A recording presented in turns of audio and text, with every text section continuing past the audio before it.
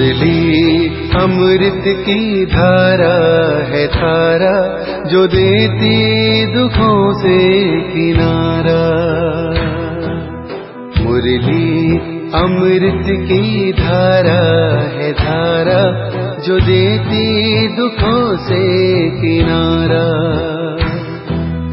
भूले जीवन में हो जाए शिव बाबा मुरली में समझाए।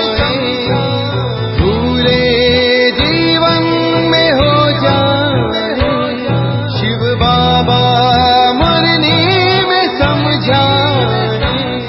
तुम्हें देव। ओम शांति। आज की तारीख है 27 अप्रैल 2022 की साकार मुरली। बाबा के महावाक्य। मीठे बच्चे, श्रीमत पर चलकर अपने कर्मों को सुधारो, विकर्मों को भस्म करो। माला का दाना भरना है तो एक बाप के सिवाय दूसरा कोई याद न आए। प्रश्न: किन बच्चों की रक्षा बाप सप्ताह करता है? प्रश्न: जो जितना सफाई से चलते हैं, बाप से सदा सच्चे रहते हैं, उनकी रक्षा सप्ताह होती रहती है। झूठा चलने वालों की रक्षा हो नहीं सकती। माया उन्हें बहुत खींचती रहती है, उनके लिए फिर सजा कायम हो जाती है। प्रश्न: बच्चे रूहानी सर्जन से अपनी बीमारी छिपाते क्यों हैं? उत्तर: क्योंकि उन्हें अपनी इज्जत का डर रहता है। जानते भी हैं माया ने हमें धोखा दिया है, आँखें क्रिमिनल हो गई हैं, फिर भी बाप से छिपा लेते हैं। बाबा कहते हैं, बच्चे जितना तुम छिपाएंगे उतना नीचे गिरते जाएंगे। माया खा लेगी, फिर पढ़ाई छूट जाएगी। इसलिए बहुत खबरदार रहना है। मन मत व आसुरी मत पर नहीं चलना है। ओम शांति। रूहानी बाप रूहानी बच्चों को समझाते हैं। बच्चों ने यह निश्चय तो किया है कि रूहानी बाप ही आत्माओं को पढ़ाते हैं। इसलिए गायन है कि आत्मा परमात्मा अलग रहे। मूल वतन में तो सभी आत्माएं इकट्ठी रहती हैं, अलग नहीं रहती। फिर वहाँ से आत्माएं बिछुड़ती हैं, आ करके अपना अपना पाठ बजाती हैं। सतो प्रधान से उतरते उतरते तमो प्रधान बन जाती हैं। बुलाते भी हैं, हे पतित पावन आओ, आकर पावन बनाओ। बाप बच्चों को समझाते हैं, हम हर 5000 वर्ष बाद आते हैं। यह सृष्टि चक्कर ही 5000 वर्ष का है। निराकार शिव बाबा भी जरूर तन द्वारा ही सुनाएंगे। ऊपर से कोई प्रेरणा आदि नहीं करते हैं। जैसे तुम आत्माएं शरीर धारण कर बातचीत करती हो, बाप भी कहते हैं, मैं इस तन द्वारा तुमसे बात करता हूँ, तुम बच्चों को डायरेक्शन देता हूँ। जितना जो डायरेक्शन पर चलते हैं वह अपना ही कल्याण करते हैं। बाप तो समझाते हैं, फिर कोई श्रीमत पर चले व ना चले, टीचर की सुने व ना सुने, वह तो अपने लिए ही फायदा अथवा नुकसान करते हैं। नहीं सुनेगा तो फेल हो जाएगा। शिव बाबा तो अच्छी रीति समझाते हैं। शिव बाबा से तुम बच्चों को सीख कर फिर सिखाना है। सन शोज फादर, इसमें जिस्मानी बाप की बात नहीं है, यह है रूहानी बाप की बात। बच्चे समझते हैं, जितना जो श्रीमत पर चलते हैं उतना बरसा पाते हैं।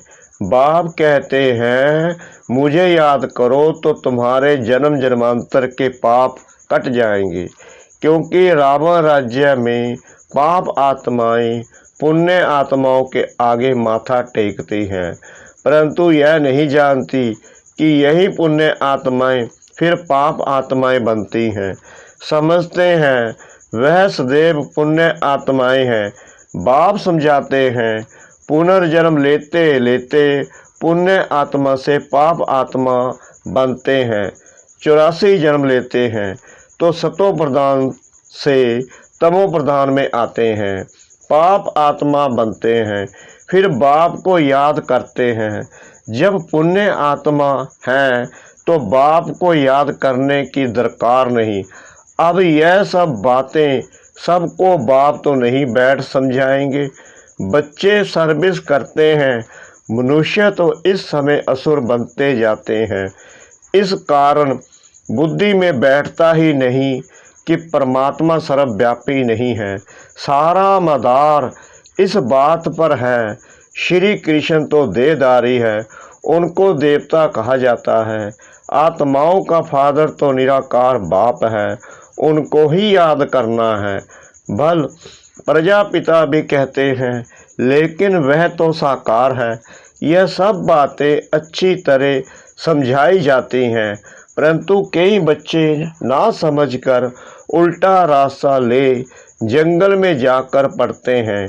बाबा रास्ता बताते हैं शहर का अथवा स्वर्ग में जाने का, परंतु ना समझने के कारण जंगल में जाकर पड़ते हैं। जंगल में चले जाते हैं तो कांटे बन जाते हैं। यहाँ रहते भी रास्ता पूरा पकड़ते नहीं हैं, बीच में रह जाते हैं, फिर वहाँ भी पिछाड़ी में आ जाते हैं। तुम यहाँ आए हो स्वर्ग में जाने के लिए, त्रेता को भी वास्तव में स्वर्ग नहीं कहेंगे। 25% कम हो गया ना, अभी तुम हो संगम पर। बाप कहते हैं पुरानी दुनिया को त्याग नई दुनिया को याद करो, ऐसे तो नहीं कहेंगे। पुरानी दुनिया को भूल त्रेता को याद करो, त्रेता को थोड़ी नई दुनिया कहेंगे। रास्ता ठीक ना पकड़ने के कारण नीचे ऊपर होते रहते हैं। ड्रामा अनुसार कल पहले जिन्होंने पूरा इम्तिहान पास किया है वही करेंगे। त्रेता में जाने वालों को ना पास ही कहेंगे। जो स्वर्गवासी बनते हैं वही पूरे पास होते हैं। कल्प कल्पांतर जन्म जन्मांतर संगम पर वही इम्तिहान पास करते हैं जैसे अब कर रहे हैं। जो फूल बढ़ने का नहीं होगा उनको भल कितना भी जोर से खींचेंगे लेकिन वह नहीं बनेंगे। अक तो फिर भी फूल है ना, कांटे को चुभते रहते हैं। सारा मदार पढ़ाई पर है। माया अच्छे अच्छे बच्चों को भी कांटा बना देती है, ट्रेटर बन जाते हैं। जो अपने घर को छोड़ दूसरी तरफ जाए उनको ट्रेटर कहा जाता है। बाप तो माया से छुड़ाने आए हैं। कहते हैं बाबा माया बड़ी दुस्तर है, अपनी तरफ खींचती है।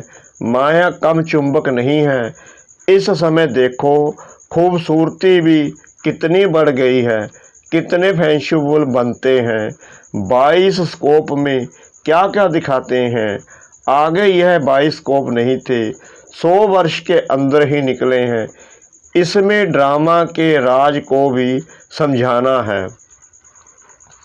100 वर्ष के अंदर जैसे भविष्य बन गया है, वहाँ तो यह साइंस भी बहुत सुख देने वाली होती है।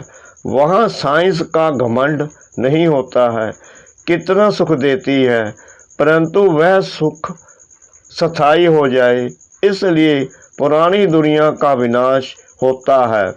बाप बच्चों को ऊंच चढ़ाने के लिए देखो कितनी मेहनत करते हैं, परंतु कोई कोई तो मानते ही नहीं हैं कि बाबा हमको पढ़ाते हैं। अच्छे अच्छे भी माया के चंबे में आ जाते हैं। माया पूरा ही वश कर लेती है, परंतु फिर भी एक बार जो ज्ञान सुना है तो स्वर्ग में जरूर आएंगे, परंतु ऊंच पद नहीं पाएंगे। कहते तो सब हैं हम नारायण बनेंगे तो पुरुषार्थ भी इतना करना है, परंतु है सारा ड्रामा का खेल। कोई चढ़ते हैं, कोई गिरते हैं, नीचे ऊपर होता ही रहता है। सारा मदार याद की यात्रा पर है। बाप तुमको अखूट खजाना देते हैं, वहाँ कर्म भोग की बात ही नहीं। इस समय यहाँ जो जमा करते हैं वही पूरा बरसा पाते हैं। यह ख्याल नहीं करना चाहिए कि चढ़ेंगे तो फिर गिरेंगे भी। जास्ती गिरे हैं तो अब तो चढ़ना ही है। ड्रामा अनुसार पुरुषार्थ तो होता ही रहता है। शिव की सबसे जास्ती पूजा होती है। उनको फिर ठिक्कर बित्तर में कह देते हैं। कितना अज्ञान है। भल शिव की पूजा भी करते हैं, बलि भी चढ़ाते हैं, परंतु फिर भी शिव को कोई जानते नहीं है कि वह ज्ञान का सागर बाप कैसे आकर पढ़ाते हैं। अब पढ़कर पुरुषार्थ कर ऊंच पद पाना है। माया भी किसको छोड़ती नहीं है, एकदम पकड़ लेती है। बाबा कहते हैं बच्चे सच्चा सच्चा चाट रखो। कई बच्चे सच नहीं बताते हैं तो सज़ा भी हो जाती है। सज़ा के समय तौबा तौबा करते हैं, क्षमा करो, फिर ऐसे नहीं करेंगे। छोटा बच्चा कोई बुरा काम करते हैं तो बाप मारते हैं, तो तौबा तौबा करते हैं। यह है बेहद का बाप। इतना बड़ा बाप कितनी नम्रता से चलते हैं, कितना मुलायम है। जैसे छोटे बच्चे मुलायम होते हैं, कोई भी बात होगी कहेंगे अच्छा ठीक है, क्योंकि ड्रामा पर चलते हैं। अच्छा भाभी ऐसी थी, फिर समझाते हैं आगे ऐसा ना हो। श्री मत और असुरी मत, यह ब्रह्मा भी अलौकिक बाप है ना, फिर भी बेहद का बाप है। हद के बाप की भल कोई ना माने, बेहद के बाप ने इसे यानी ब्रह्मा को निमित्त बनाया है, तो इनका जरूर मानना चाहिए ना। इसलिए यह बाबा कहते हैं माया कोई कम नहीं है, उल्टा काम करा लेती है। समझना चाहिए यह है ईश्वरीय मत। बाप कहते हैं इन द्वारा अगर ऐसी कोई मत मिल गई तो भी मैं ठीक कर दूंगा। बाबा ने रथ भी अनुभवी लिया है, कितनी गाली खाई है। बाबा के साथ बहुत सफाई से रहना चाहिए। जितना जो सफाई से चलेगा उतनी उनकी रक्षा होगी। झूठी चलन चलने वालों की रक्षा नहीं होती है, उनके लिए सज़ा कायम हो जाती है। माया नाक से पकड़ लेती है। बच्चे जानते हैं माया खा गई, इसलिए हमने पढ़ाई छोड़ दी। बाबा कहते हैं कुछ भी हो परंतु पढ़ाई कभी भी बंद नहीं करो। जो जैसा करेगा वैसा पाएगा। कब पाएगा? भविष्य में, क्योंकि अब दुनिया में चेंज होने वाली है। यह कोई नहीं जानते सिवाय तुम्हारे में भी बहुत बच्चे भूल जाते हैं। अगर याद में रहें तो खुशी भी रहे, परंतु माया एकदम भुला देती है। यह माया से लड़ाई अंत तक चलती रहेगी। अच्छे अच्छे बच्चे भी जानते हैं कि हमारे से यह हो गया, फिर सच नहीं बताते। इज्जत का डर रहता है, गुटखा खाते ही रहते हैं। हाँ, कोई युगल है तो समझते हैं एक ने बताया तो हम भी बता दें। तकदीर में ऊंच पद नहीं है तो सर्जन से छिपाते रहते हैं। जितना छिपाएंगे उतना नीचे गिरते जाएंगे। यह आंखें ऐसी हैं जो क्रिमिनल पने को छोड़ती नहीं हैं। कोई तो बहुत अच्छे बच्चे हैं जो कभी दूसरे कोई को याद भी नहीं करते। जैसे पवित्रता स्त्री की कब कोई पर पुरुष में दृष्टि नहीं जाती है, तो बाप समझाते हैं अगर माला का दाना बनना है तो ऐसी अवस्था चाहिए। विश्व का मालिक बनना कोई कम बात है क्या? बेहद का बाप पढ़ाते हैं। बाकी क्या चाहिए? बाबा तुमको प्रैक्टिकल दिखाते हैं कि फलाने फलाने में यह खूबी है, इनमें यह है, तब नंबरवार याद प्यार देते हैं। यहाँ बैठे बैठे भी बाबा की बुद्धि सर्विसबुल बच्चों तरफ रहती है। अज्ञान काल में भी आज्ञाकारी बच्चों पर प्यार रहता है। बाबा जानते हैं मेरे कौन से बच्चे अच्छी सर्विस करते हैं। तुम हो ब्रह्म कुमार और ब्रह्म कुमारियाँ, शिव बाबा के पोतरे और पोत्रियाँ। दादे से वर्षा तो जरूर मिलना है, ब्रह्मा के पास वर्षा नहीं है। बाप खुद कहते हैं मैं तुम आत्माओं का बेहद का बाप हूँ, तुमको बेहद का वर्षा देता हूँ। इसलिए अब मेरी श्रीमत पर चलो। मैं आया हूँ तुम बच्चों को आप समान अशरीरी बनाए वापिस ले चलने के लिए। अब तुम्हारी ज्योति जगा रहे हैं ज्ञान और योग से। अगर ज्ञान और योग में ठीक रीति ना रहे तो धर्मराज के मोचरे खाने पड़ेंगे। इसलिए पहले अपने विकर्मों को भस्म करो। इस समय मनुष्य बल अपने को स्वर्ग में समझते हैं, परंतु यह है अल्पकाल का सुख। उन्हों को बेहद का बाप वर्षा भी दे नहीं देते हैं। बाप कहते हैं मैं गरीब निवाज हूँ, जो बिल्कुल ही गरीब पतित अहिलराएं हैं उन्हों को साहूकार बना देता हूँ। अगर कोई पतित से पावर नहीं बनते हैं तो विजयमाला में आ नहीं सकेंगे। यह तो बेहद के बाप साथ सौदा करना होता है।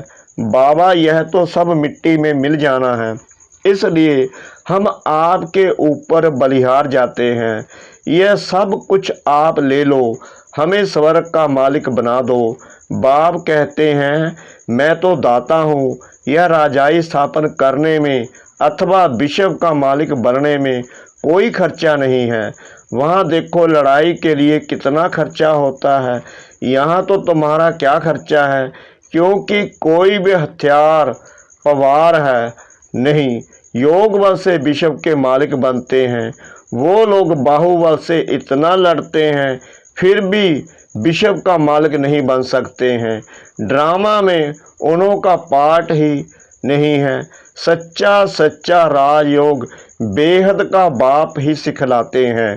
तुम जानते हो राजयोग से परमपिता परमात्मा ने स्वर्ग की स्थापना की थी।